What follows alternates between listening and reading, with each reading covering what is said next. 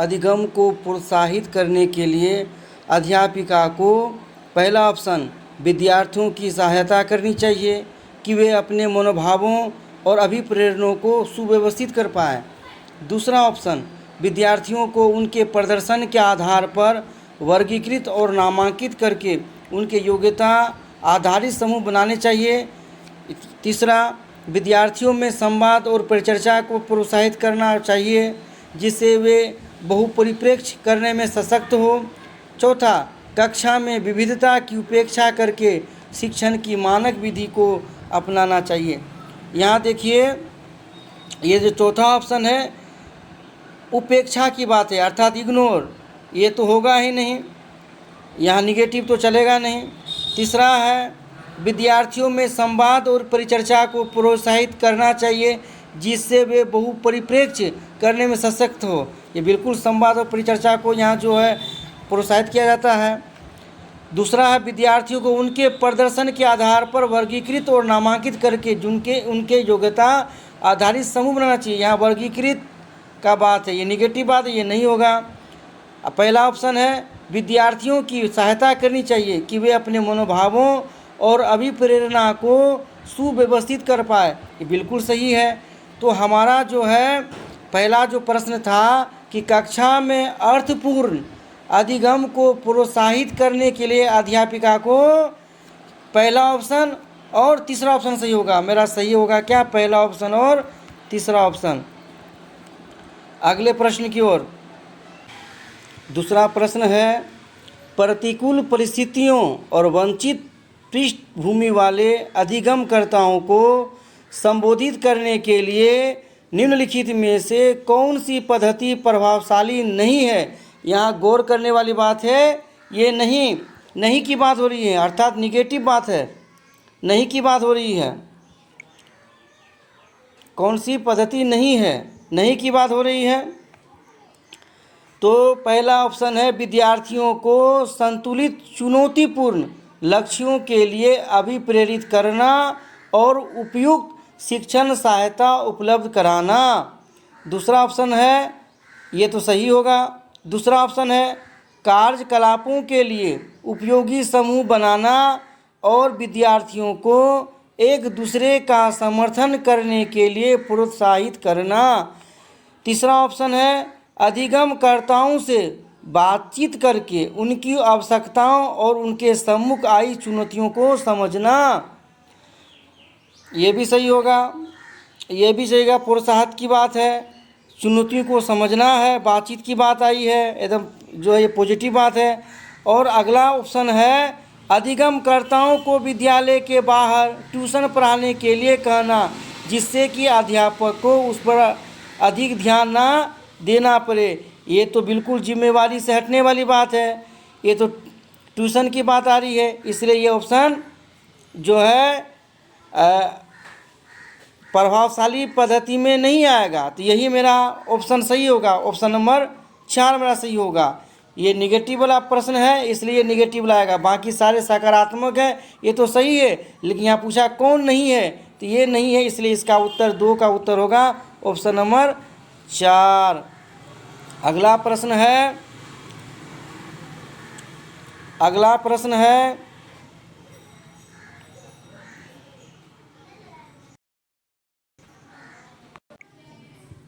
प्रश्न नंबर 3, बच्चों के अधिगम में शारीरिक स्वास्थ्य और सांवेगिक अवस्था ऑप्शन 1 का कोई आपसी संबंध नहीं है, ऑप्शन 2 की भूमिका नगण्य है, ऑप्शन 3 का कोई प्रभाव नहीं होता है, ऑप्शन 4 की एक महत्वपूर्ण भूमिका होती है। आप देखिए कि बच्चों के जो अधिगम में जो ये शारीरिक स्वास्थ्य है ये तो एक महत्वपूर्ण फैक्टर है। तो शारीरिक स्वास्थ्य का बच्चों के अधिगम में और सांवेगिक जो अवस्था है वो बच्चों के अधिगम में महत्वपूर्ण भूमिका निभाएगा, इसलिए हमारा ऑप्शन 4 सही होगा कि एक महत्वपूर्ण भूमिका निभाती है। अगला प्रश्न है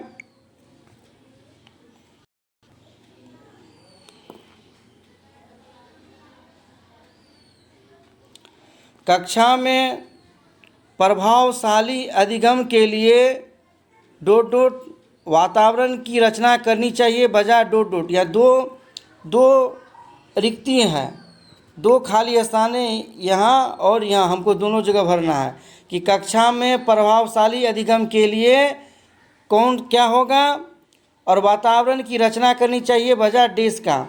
तो पहला है भयावह और सुसाध्यक, तो भयावह तो होना ही नहीं है, भयावह तो एकदम निगेटिव हो गया, ये होगा ही नहीं। दूसरा है प्रतिस्पर्धिक और सुसाध्यक, तो प्रतिस्पर्धिक भी जो है प्रभावशाली अधिगम के लिए प्रतिस्पर्धिक नहीं है, ये भी नहीं होगा, पहला ऑप्शन ही गलत है। इसमें देखिए सहयोगिक, तो कक्षा में प्रभावशाली अधिगम के लिए सहयोगिक ये चलेगा, और वातावरण सहयोगिक वातावरण और रचना करनी चाहिए बजाय प्रतिस्पर्धी का। माने प्रतिस्पर्धी की जगह कैसा सहयोगी वातावरण चाहिए, तो ये हमारा ये ऑप्शन सही होगा, ऑप्शन नंबर 3। अगला प्रश्न है निम्नलिखित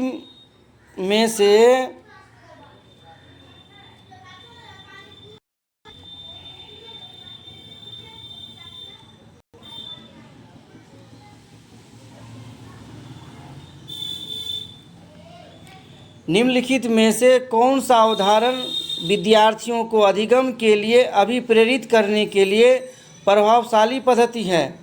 देखिए प्रश्न को समझना है, निम्नलिखित में से कौन सा उदाहरण विद्यार्थियों को अधिगम के लिए अभिप्रेरित करने के लिए प्रभावशाली पद्धति है। हमको इसमें से प्रभावशाली पद्धति ढूंढना है। पहला है वे कार्य देना जो कि बहुत सरल हो। चलिए, दूसरा है प्रतियोगिताओं के लिए बहुत से अवसर उत्पन्न करना। तीसरा है पार उपलब्ध कराना, विशेषकर जब विद्यार्थी कोई नया हो। और चौथा है सीखने से ज़्यादा कार्य को पूर्ण करने में बल देना। तो आप देखिए ये जो है विद्यार्थियों को अधिगम के लिए अभिप्रेरित करने के लिए प्रभावशाली, ये हो जाएगा पार उपलब्ध कराना। ये पार हो गया क्या, मार्गदर्शन, इसका फोल्डिंग, ठीक है। इससे संबंधित एक प्रश्न अवश्य पूछा जाता है।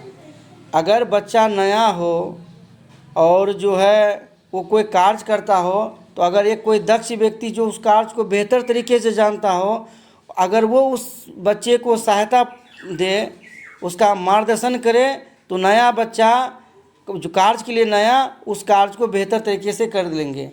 तो ये जो है प्रभावशाली जो होगा यही होगा, ऑप्शन नंबर 3, पार उपलब्ध कराना, ठीक है। ये जो है लेबास्की के सिद्धांत में से आता है। अगला प्रश्न है, छठा प्रश्न है बच्चों के चिंतन के विषय में निम्नलिखित में कौन सा कथन सही नहीं है। ये निगेटिव प्रश्न है, ध्यान देना है इसमें। बच्चे अपने आसपास की विविध घटनाओं के बारे में सक्रियतापूर्वक सोचते हैं और उनमें अन्वेषण की लालसा होती है। ये तो सही होगा कि जो है बच्चे जो है वो खोजी प्रवृत्ति का होता है, वो अन्वेषण की भूमिका होती है, ये बिल्कुल सही होगा। बच्चे अपने आसपास की वस्तुओं को जानने के लिए जन्मजात जिज्ञासु होते हैं, ये भी तो सही है। बच्चे अपने आसपास की विविध घटनाओं के बारे में स्वयं अपने सिद्धांत रचना करते हैं, ये भी सही है। बच्चे प्रतियों को स्वयं नहीं सोच सकते, ये तो गलत बात है। और अध्यापक की मूल भूमिका उन्हें जानकारी उपलब्ध कराना है। बच्चों का अपना जो है जो प्रवृत्ति होता है वो अपनी कल्पना की दुनिया में होती है, उनका भी अपना कल्पना होता है। और अध्यापक की मूल भूमिका पर उन्हें वो निर्भर नहीं रहता है। तो यहाँ प्रश्न चूँकि नेगेटिव है, इसलिए हमारा जो ये नेगेटिव वाला ये प्रश्न ऑप्शन ही सही होगा। हमारा ये ऑप्शन सही होगा, ऑप्शन 4। ये नेगेटिव प्रश्न है, इसलिए हमारा ऑप्शन भी जो है नेगेटिव में होगा। हमारा उत्तर होगा 6 नंबर का 4। अगला प्रश्न हम देखेंगे। अगला प्रश्न है अधिगम एक विशेष प्रक्रिया है। अधिगम कैसा प्रक्रिया है? सरल और व्यक्तिगत, जटिल और निष्क्रिय, जटिल और सक्रिय, सरल और रैखिक। तो अधिगम एक सरल और व्यक्तिगत प्रक्रिया है कि सरल इसलिए है कि अधिगम जो है सरल प्रक्रिया, आसानी से आसान है, सरल प्रक्रिया, उसमें कोई माने प्रेशर नहीं होना चाहिए। और व्यक्तिगत अर्थात सबों को सीखने का, जानने का, ग्रहण करने का जो क्षमता है वो अलग अलग होता है, वो व्यक्तिगत होती है। इसलिए हमारा सही जवाब होगा जो अधिगम जो है एक सरल प्रक्रिया है, अधिगम एक सरल प्रक्रिया है और व्यक्तिगत प्रक्रिया, हमारा ऑप्शन एक सही होगा।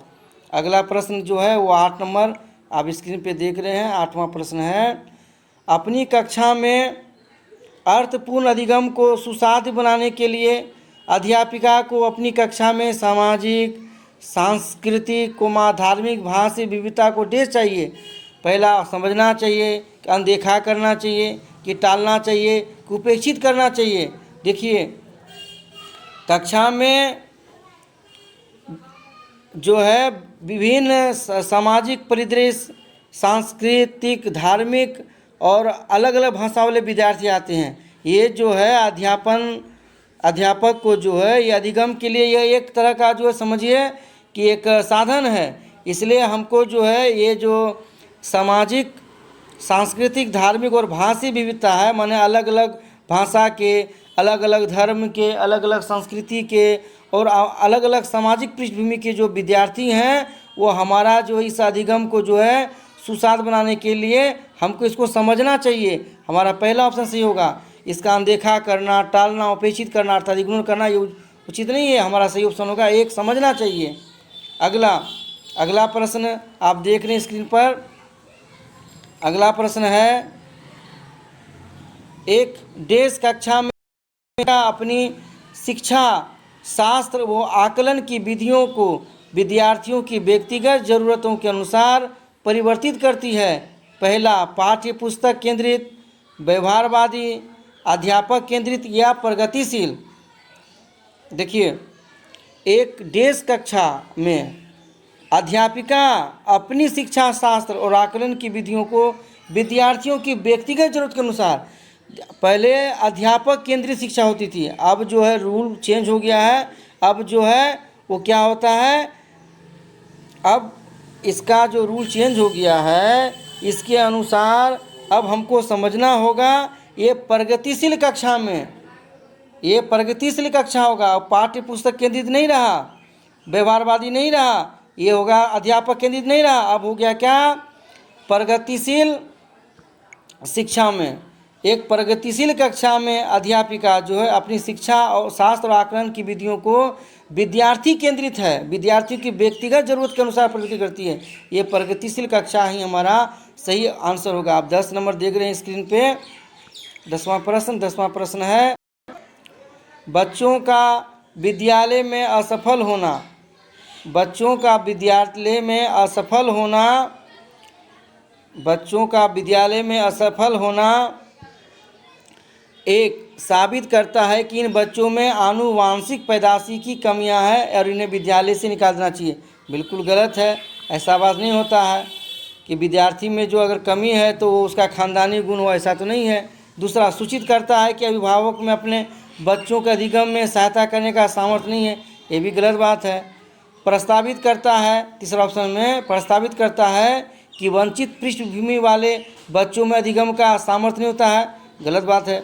वंचित पृष्ठभूमि अर्थात पिछड़ा, अनुसूचित जाति, अनुसूचित जनजाति, ये सब जो पिछड़े क्षेत्र के जो लोग हैं वही वंचित पृष्ठभूमि में आते हैं। तो ये भी गलत है कि पिछड़े और जो है गरीब गुरबा बच्चे नहीं पढ़ पाते हैं, उसमें दिमाग नहीं होता है, पढ़ने की क्षमता नहीं होती, तो गलत बात है। चौथा है, निर्देशित करता है कि विद्यालय इन बच्चों की आवश्यकताओं और रुचियों की पूर्ति करने में समर्थ नहीं है। ये सही जवाब होगा कि अगर कोई विद्यार्थी अगर नहीं सीख पा रहा है तो ये साबित करता है कि विद्यार्थी को जैसा चाहिए, जो चाहिए, वो उसको सीखने के लिए जो मैटर चाहिए, जैसा व्यवहार चाहिए, जैसा साधन चाहिए, वो विद्यालय में उसकी पूर्ति नहीं हो रहा है, इसलिए वो नहीं सीख रहा है। तो चूँकि आज का विद्यार्थी केंद्रीय शिक्षा है, इसलिए हमारा चौथा ऑप्शन सही होगा, इसका आंसर भी होगा यही। अगला प्रश्न है, प्रश्न नंबर 11, समूह में एक दूसरे को पढ़ाने और सहायता करने से बच्चों का ध्यान भग्न हो सकता है और यह एक प्रभावशाली शैक्षिक पद्धति नहीं है। दूसरा ऑप्शन, बच्चों में प्रतिस्पर्धात्मक प्रवृत्ति उत्पन्न होती है जो कि अधिगम में विघ्न या रुकावट पैदा करती है। तीसरा ऑप्शन है, बच्चे स्वयं की चिंतन प्रक्रिया पर आक्षेप कर सकते हैं और संज्ञानात्मक क्रियाकलाप के उच्च स्तर पर पहुंच सकते हैं। चौथा, बच्चों में भ्रांति उत्पन्न हो सकती है जो उनके अधिगम में हस्तक्षेप करती है। समझने वाली बात है कि समूह में एक दूसरे को पढ़ाने और सहायता करने से बच्चे जो है बच्चे में प्रतिस्पर्धात्मक प्रवृत्ति उत्पन्न होती है। जब बच्चा जो समूह में एक दूसरे से बातचीत करेगा ना, पढ़ेगा ना, तो बच्चे में क्या होगा, आपस में कंपटीशन की प्रवृत्ति होगा।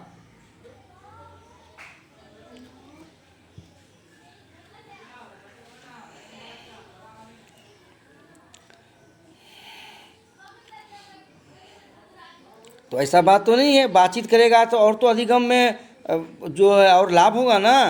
तो यहाँ देखिए, पहला भी ऑप्शन सही है, दूसरा सही है। तीसरा देखिए, बच्चे स्वयं की चिंतन प्रक्रिया पर आक्षेप कर सकते हैं और संज्ञानात्मक क्रियाकलाप के उच्च स्तर पर पहुँच सकते हैं। ऐसा बात नहीं है कि बच्चे जो है जब आपस में बातचीत करेंगे तो आप सब स्वयं की चिंतन प्रक्रिया पर आक्षेप कर सकता है, ऐसा तो नहीं है।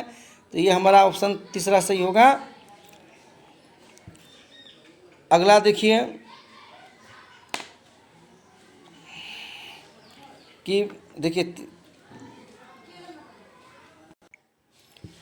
ये जो 11वां प्रश्न है, समूह में एक दूसरे को पढ़ाने और सहायता करने से पहला, बच्चों का ध्यान भंग हो सकता है और ये एक प्रभावशाली शैक्षिक पद्धति नहीं है। गलत बात। समूह में पढ़ने से तो और लाभ ही ना होगा, इससे ध्यान भंगने का बात थोड़ा है। दूसरा होगा, बच्चे में प्रतिस्पर्धात्मक प्रवृत्ति उत्पन्न होती है जो कि अधिगम में विघ्न रुकावट पैदा करती है, ये भी नहीं होगा, रुकावट थोड़ा पैदा होगा। ये तो और अच्छा है कि जो है समूह पढ़ेगा तो अच्छा सीखेगा, ये भी गलत हो गया। बच्चे स्वयं की चिंतन प्रक्रिया पर आक्षेप कर सकते हैं और संज्ञानात्मक क्रियाकलाप के उच्च स्तर पर पहुँच सकते हैं, बिल्कुल सही। बच्चे स्वयं की चिंतन प्रक्रिया पर आक्षेप कर सकते हैं और संज्ञानात्मक समझने का जो संज्ञानात्मक है वो ज़्यादा से ज़्यादा समझ सकता है। ये हमारा तीसरा ऑप्शन सही होगा। चलिए अगला प्रश्न देखेंगे हम। अगला प्रश्न, प्रश्न नंबर 12, बच्चों के सामाजिकरण में विद्यालय क्या है?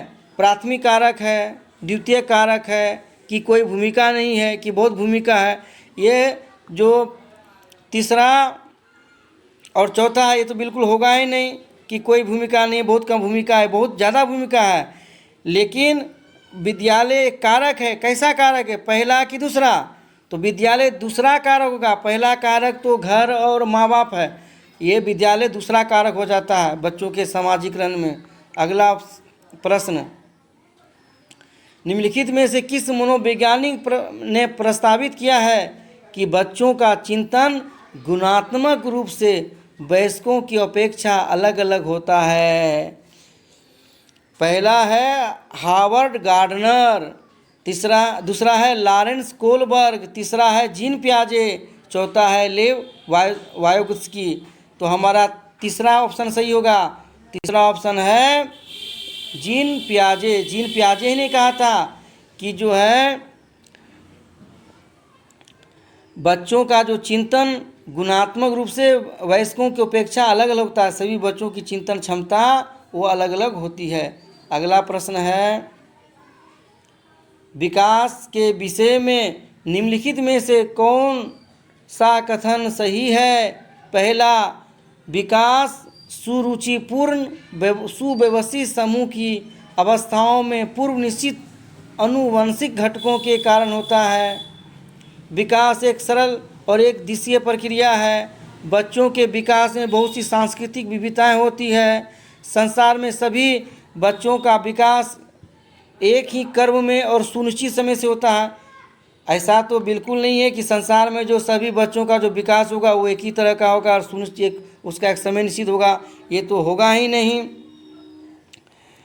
बच्चों के विकास में बहुत सी सांस्कृतिक विविधता होती है। बिल्कुल सही है कि बच्चों का विकास में जो है सांस्कृतिक विविधता अलग अलग है, ये सही होगा।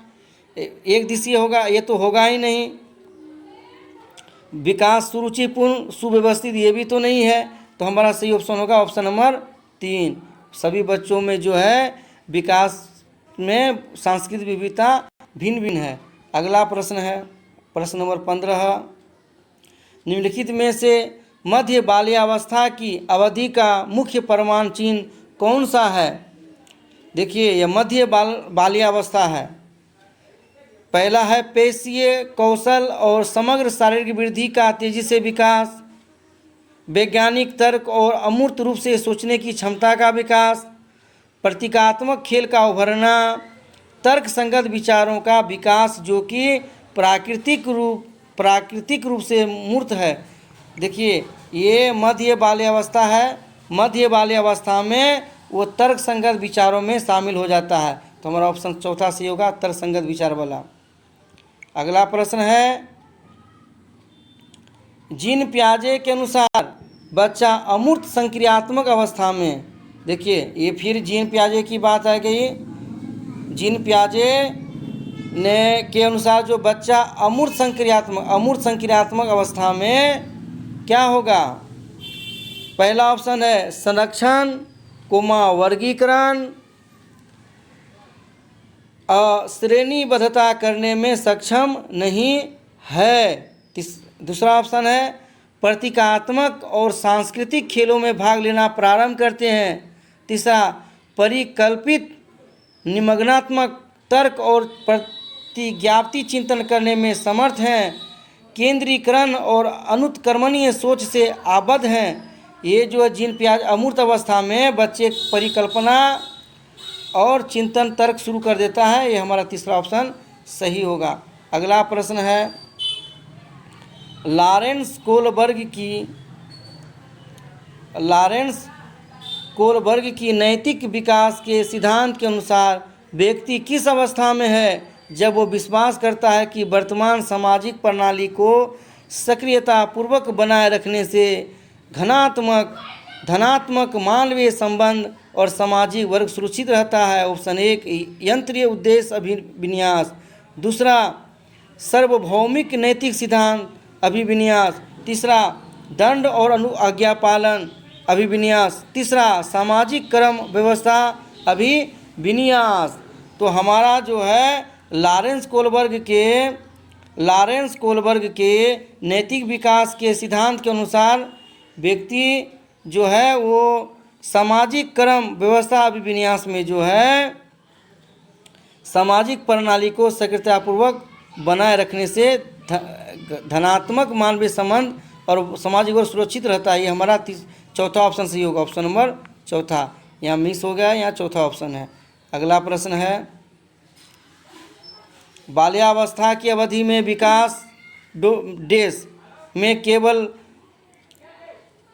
परिमाणात्मक परिवर्तन होते हैं, दूसरा अनियमित और असंबद्ध होता है, तीसरा धीमी गति से होता है और उसे मापा नहीं जा सकता है, चौथा बहुस्तरीय और मिश्रित होता है। देखिए बाल्यावस्था की अवधि में जो विकास होता है वो बहुस्तरीय होगा और मिश्रित होगा, हमारा चौथा ऑप्शन सही होगा। अगला प्रश्न है निकटस्थ विकास का क्षेत्र क्या है? ये भी लेबार्स्की का सिद्धांत है। इसको निकटस्थ विकास का क्षेत्र को ZDP भी कहा जाता है। यदि कोई नया विद्यार्थी किसी कुशल संरक्षक के देखरेख में अगर कोई कार्य करता है तो वो विशेष रूप से अच्छा कार्य करता है, उसके कार्य की जो क्षमता है वो बढ़ जाती है। तो हमारा निकटस्थ विकास का क्षेत्र क्या है? तो पहला ऑप्शन है वह प्रक्रिया जिसमें शुरू में विभिन्न समझ वाले दो व्यक्ति समान समझ पर पहुंचते हैं। ऐसा नहीं है, दो समान समझ वाला नहीं होगा।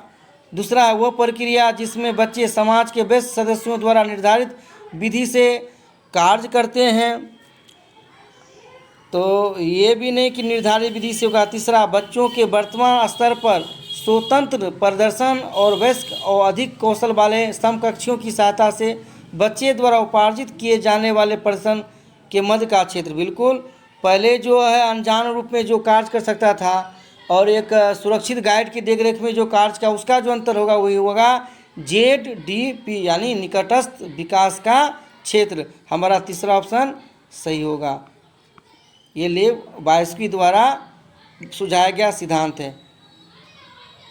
प्रश्न नंबर 20, एक प्रगतिशील कक्षा में शिक्षण डॉट डॉट अधिगम प्रक्रिया के दौरान अधिगमकर्ताओं का मूल्यांकन डॉट डॉट पहला अभिभावकों को प्रतिपुष्टि देने के प्रयोजन से बेहद सफल कम सफल असफल विद्यार्थियों को पहचानने में सहायक होता है। दूसरा बेहद महत्वपूर्ण है क्योंकि यह बच्चों की समझ की जानकारी देता है और अध्यापिका को अपने शिक्षा शास्त्र पर विचारने में सहायक होता है। तीसरा बच्चों के अधिगम में सहायक नहीं है, बच्चों के अधिगम प्रक्रिया में रुकावट उत्पन्न करता है। देखिए, एक प्रगतिशील कक्षा शिक्षण में अधिगम प्रक्रिया के दौरान अधिगम कार्यकर्ता का जो मूल्यांकन है वो बेहद महत्वपूर्ण है क्योंकि ये बच्चों की समझ की जानकारी देता है और अध्यापिका को अपने शिक्षा शास्त्र पर विचारने में सहायक होता है। ये हमारा ऑप्शन दूसरा सही होगा।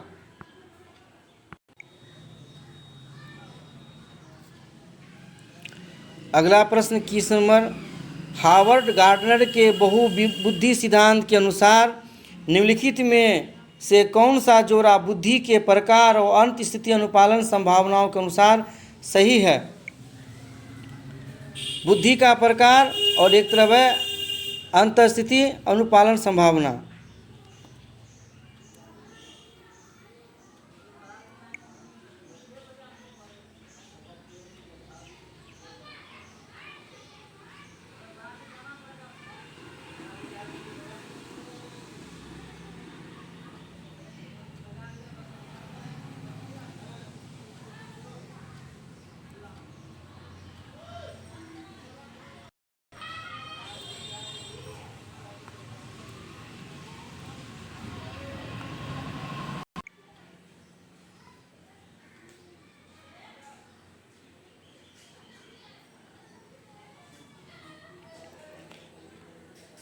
इक्कीसवां प्रश्न, हार्वर्ड गार्डनर के बहुबुद्धि सिद्धांत के अनुसार निम्नलिखित में से कौन सा जोड़ा बुद्धि के प्रकार और अंतः स्थिति अनुपालन संभावना के अनुसार सही है।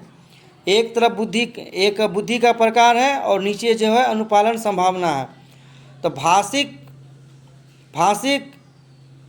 का मूर्तिकार, शारीरिक गति का शारीरिक गति संवेदनता का खिलाड़ी से, स्थानिक का मनोवैज्ञानिक से और चौथा अंतरा व्यक्तिक का विक्रेता से। हमारा जो है एक तरफ ऊपर में जो है ऑप्शन में ऊपर में बुद्धि का प्रकार और अंत स्थिति है, दूसरा है अनुपालन संभावना। अब देखिए जो है ये भाषिक का मूर्तिकार ये तो नहीं होगा, शारीरिक गति संवेदनता का खिलाड़ी ये सही होगा। ये शारीरिक गति का जो है संवेदनता से होगा, ये हमारा दूसरा ऑप्शन सही होगा। अगला प्रश्न लेव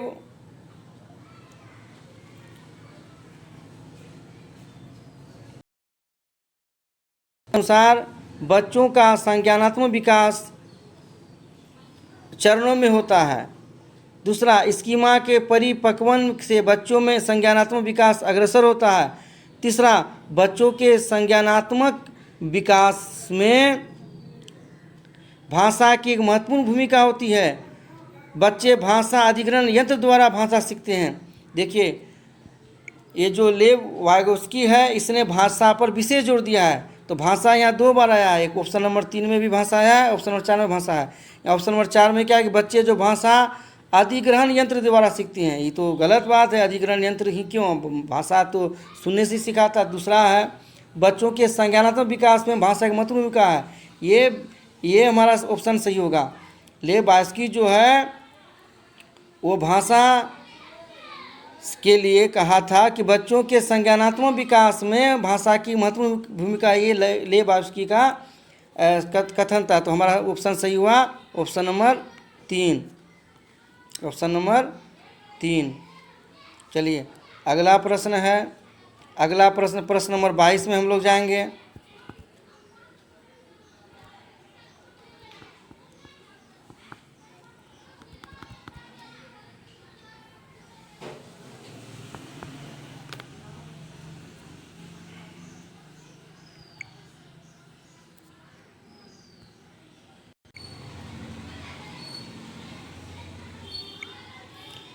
अगला प्रश्न प्रश्न नंबर 23। बाल केंद्रित कक्षा वह है, पहले अध्यापक केंद्रित कक्षाएं होती थी, अब एनसीटीई के रूल के अनुसार अब बाल केंद्रित कक्षाएं होती है। ऑप्शन 1, बच्चों के व्यवहार को निर्देशित करने के लिए अध्यापक पुरस्कार और दंड का प्रयोग करता है। बिल्कुल नहीं, ये नया जो है एनसीटी का रूल के अनुसार, एनसीएफ का जो रूल है उसमें पुरस्कार और दंड का जो है कहीं कोई स्थान नहीं है। दूसरा, अध्यापक लचीला है और प्रत्येक बच्चे की व्यक्तिगत आवश्यकताओं को पूरा करता है, ये हो सकता है। अध्यापक केवल ये निगेटिव होगा, ये भी सही नहीं होगा। अध्यापक बच्चों को उनकी क्षमताओं के आधार पर वर्गीकृत भी नहीं होगा। तो हमारा सही ऑप्शन होता है दूसरा, बाल केंद्रित कक्षाओं में हमेशा जो है वो अध्यापक लचीला होगा और विद्यार्थी के ध्यान में रखकर क्लास का संचालन होगा। अगला प्रश्न प्रश्न नंबर 24 है, किस मनोवैज्ञानिक के अनुसार बच्चों के संज्ञानात्मक विकास में सांस्कृतिक उपकरण एक महत्वपूर्ण भूमिका निभाते हैं? पहला अल्बर्ट बंडूरा, दूसरा BF स्किनर, तीसरा लेव वाइगोत्स्की, चौथा जीन पियाजे। लेव वाइगोत्स्की ने ही भाषा और संस्कृति के बारे में कहा था। हमारा सही जवाब होगा ऑप्शन नंबर 3। अगला प्रश्न, कक्षा में सभी लिंगों में जेंडर रूढ़िवादिता कम करने और विकास के विस्तार की संभावनाओं को बढ़ाने के लिए प्रभावशाली पद्धति कौन सी है? पहला ऑप्शन, एक ही लिंग की योग्यता समूह बनाना। दूसरा, आपके लिए मिश्रित लिंग समूह बनाना और विचार विमर्श को प्रोत्साहित करना। लिंगों की जैविक अंतरों की अपेक्षा करना और उन्हें अस्वीकार करना। समाज में चित्रित लिंग भूमिकाओं को प्रबल करना। देखिए कि ये जेंडर से, लिंग से संबंधित एक प्रश्न आपके हर परीक्षा में अवश्य होंगे। ये 2021 का जो जुलाई 2020 का एग्ज़ाम जो 31 जनवरी 2021 को संपन्न हुआ उसमें पूछा गया है ये। लेकिन ये जेंडर से संबंधित एक प्रश्न अवश्य ही सभी परीक्षाओं में पूछे जाते हैं प्रत्येक वर्ष। तो ये जो है एक ही लिंग योग्यता समूह बनाना, ये गलत होगा। क्रियाकलाप के लिए मिश्रित लिंग समूह बनाना, मिश्रित लिंग समूह में लेडीज़ जेंट्स कोई भी हो सकता है, तो ये हमारा सही हो सकता है। लिंगों के जैविक अंतरों की अपेक्षा करना और उन्हें अस्वीकार करना, ये तो गलत होगा भाई। लिंग तो है ही स्त्रीलिंग पुल्लिंग, लेकिन दोनों की क्षमता समान है, हमको समान दृष्टि से देखना है, भेदभाव नहीं करना है। लेकिन अंतर तो है कि ये पुरुष है महिला है, ये नहीं होगा। चौथा, समाज में चित्रित लिंग भूमिकाओं को प्रबल कराना, ये भी नहीं होगा। कि लिंग में स्त्रीलिंग हो या पुल्लिंग हो, दोनों की भूमिका समान, या नपुंसक लिंग हो, सबकी क्षमता समान होती है।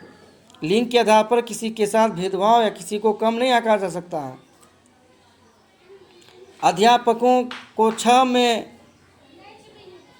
बहुभाषिता को डे समझना चाहिए। अध्यापकों को कक्षा में ये 6 नहीं मिस हो गया है, ये जो यहाँ होगा अध्यापकों को कक्षा में, ये होगा यहाँ कक्षा में, कक्षा यानी क्लास। अध्यापकों को कक्षा में बहुभाषाता को डे समझना, क्या समझना चाहिए? एक समस्या, एक व्यवस्थागत मुद्दा, एक गुण और साधन, एक रुकावट। समस्या तो है ही नहीं, मुद्दा जो है व्यवस्थागत मुद्दा भी नहीं होगा, रुकावट नहीं होगा। ये हमारा सही जवाब गुण और साधन। ये जो है अलग अलग भाषा के जो विद्यार्थी आएंगे तो वो एक तरह का साधन ही होगा। अलग अलग भाषा के विद्यार्थियों से नए नए और ज़्यादा चीज़ सीखने के मौके मिलेंगे अन्य विद्यार्थियों को, इसलिए यह एक गुण और साधन के रूप में जो है इसको लेना चाहिए। अगला है प्रतिभाशाली और सृजनात्मक बच्चों की आवश्यकताओं को किस प्रकार संबोधित किया जा सकता है। जो प्रतिभाशाली और सृजनात्मक विद्यार्थी है उसका आवश्यकता को किस प्रकार जो संबोधित किया जा सकता है। पहला, प्रश्न हल करने के लिए विशेष निर्देश उपलब्ध कराकर। रटने पर आधारित, रटने का बात तो होगा ही नहीं। चुनौतीपूर्ण कार्य निरस्ता दूर करने के लिए क्रियाकलाप देकर, ये हो सकता है कि निरस्ता को दूर करना है, ये तो सकारात्मक ये हो सकता है। वे प्रश्न देकर जिनमें अभिमुखी चिंतन की आवश्यकता है। देखिए ये जो है प्रतिभाशाली जो विद्यार्थी होते हैं वो काफ़ी सृजनात्मक होते हैं, तो उसको चुनौतीपूर्ण कार्य देना जिससे उसका निरस्ता दूर, वो चाहता है ज़्यादा से ज़्यादा काम करने के लिए, तो ये हमारा सही जवाब होगा। अगर ज़्यादा वो प्रश्न देंगे जिसमें अभिमुखी चिंतन की आवश्यकता होगी तो उससे होगा ही नहीं, तो ये हमारा होगा कि उसको निरस्ता दूर करना है ताकि उस समय में दूसरा विद्यार्थी पर ध्यान दे रहे हैं और ये बैठ के ना रहे, इसको जो दूसरे कार्य के लिए हम लोग लगा दें, तो ये हमारा सही जवाब होगा, तीसरा पॉइंट। अगला प्रश्न है 28वां, पठन वैफल्य बच्चों की पहचान किस प्रकार की जा सकती है। पठन वैफल्य पढ़ने में विफलता। पहला, उनके पढ़ने और लिखने की कौशलता के विश्लेषण से, उनकी जटिल और उच्च स्तरीय समस्याओं को हल करने की क्षमता का आकलन करके, उनके सामाजिक एवं सांस्कृतिक संदर्भ को जानकर। चौथा, पूर्ण शारीरिक स्वास्थ्य परीक्षण द्वारा। तो देखिए ये पठन वैफल्य है, माने पढ़ने लिखने से संबंधित ये कौशलता में दिक्कतों का है, तो ये हमारा सही ऑप्शन होगा, ऑप्शन नंबर 1। अगला प्रश्न है आंशिक दृष्टि वाले, माने जो कम देख पाते थोड़ा थोड़ा देख पाते हैं, आंशिक दृष्टि वाले विद्यार्थियों के लिए निम्नलिखित में से कौन सी अधिगम सामग्री उपयुक्त नहीं है। जो कम देखता है, थोड़ा थोड़ा देखता है, जिसकी आंखें छोटी होती है, तो उसके लिए कौन सा अधिगम सामग्री उपयुक्त नहीं है, ये ध्यान देना नहीं है। बोलती पुस्तकें, स्पर्श सूचना पट, ये तो भाई ज़रूरत है कि बोलता हुआ पुस्तक रहेगा तो ज़्यादा उसको अच्छा होगा। छूकर स्पर्श माने छूने वाला चीज़ तो उसको मदद करेगा। छोटी मुद्रा छोटा रहेगा एक तो उसको देखने में कमी है, और छोटा मुद्रा है उसको तो देखने में दिक्कत होगा, तो ये तो उसके लिए सूटेबल नहीं है। अच्छा आगे देखते हैं, बड़े आकार में मुद्रित पुस्तकें, ये तो और अच्छा होगा उसके लिए कि जो है जितना बड़ा आकार में मुद्रित पुस्तक होगा उसको देखने में और अच्छा रहेगा। त्रिविमीय नक्शे और चार्ट, ये भी तो उसके लिए ज़रूरतमंद होगा, लेकिन ये छोटा मुद्रा वाला जो कार्डशीट है ये उसको जो है दिक्कत महसूस कराएगा। चलिए अंतिम प्रश्न, समावेशी शिक्षा से एक प्रश्न परीक्षा में अवश्य पूछे जाते हैं, इस बार भी पूछे गए, हर साल पूछे जाते हैं समावेशी शिक्षा से। प्रश्न है समावेशी शिक्षा के पीछे अंतर्निहित विचार है। क्या अंतर्निहित विचार है? अलग अलग अक्षमताओं वाले बच्चों के लिए विशिष्ट शैक्षिक संस्थानों का प्रावधान करना। दूसरा, दार्शनिकता के सभी बच्चों को नियमित विद्यालय में शिक्षा पाने का अधिकार है। तीसरा, बच्चों को उनकी योग्यता के आधार पर पृथक करना। पृथक हो गया ये तो नेगेटिव हो गया, ये तो होगा ही नहीं। बच्चों की अक्षमताओं के आधार पर उनकी सीमाओं की पहचान करने के लिए उन्हें नामांकित करना, ये भी सीमा, ये भी नेगेटिव हो गया। तो ये दो है, अलग अलग अक्षमताओं वाले बच्चों के लिए विशिष्ट शैक्षिक संस्थानों का प्रावधान, ये अलग अलग तो होगा ही नहीं। समावेशी शिक्षा में क्या है कि सबको एक साथ शिक्षा देना है। तो दार्शनिकता की सभी बच्चों को नियमित विद्यालय में शिक्षा पाने का अधिकार है, यही होगा। धन्यवाद।